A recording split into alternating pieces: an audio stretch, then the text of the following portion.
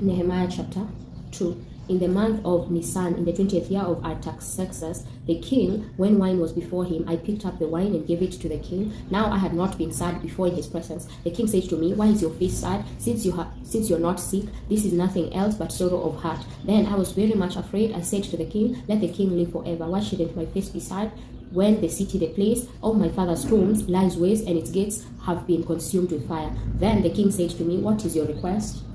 So I prayed to the God of heaven and said to the king, "If it pleases the king, and if your servant has found favor in your sight, I ask that you will send me to Judah, to the city of my father's tombs, that I may build it."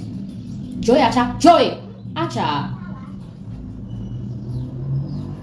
Verse 6, the king said to me, the queen was also sitting by him, "How long will your journey be? When will you return?" So it pleased the king to send me, and I set a time for him. Moreover, I said to the king, "If it pleases the king, let letters be given me to the governors beyond the river, that they may let me pass through until I come to Judah, and a letter to Asaph, the keeper of the king's forest, that he may give me timber to make beams for the gates of the citadel, by the temple, for the wall of the city, and for the house that I will occupy." The king granted my request because of the good hand of my God on me. Then I came to the governors beyond the river and gave them the king's letters. Now the king had sent captains of the army and horsemen with me. When Sanballat the Horonite and Tobiah the Ammonite servant heard of it, it grieved them exceedingly, because a man had come to seek the welfare of the children of Israel. So I came to Jerusalem and was there 3 days. I arose in the night, I and a few men with me. I didn't tell anyone what my God put into my heart to do for Jerusalem. There wasn't any animal with me except the animal I rode on. I went out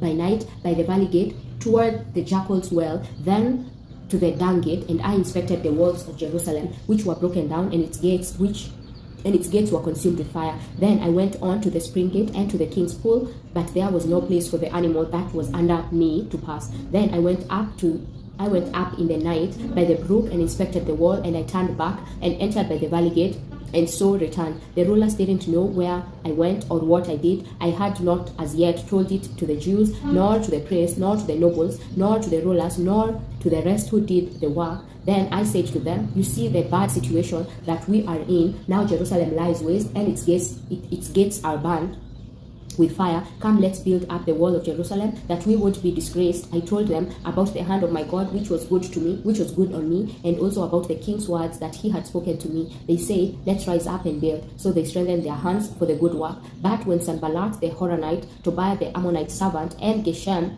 the Arabian had it, they ridiculed us and despised us, and said, "What is this thing that you are doing? Will you rebel against the king?" Then I answered them and said to them, "The God of heaven will prosper us.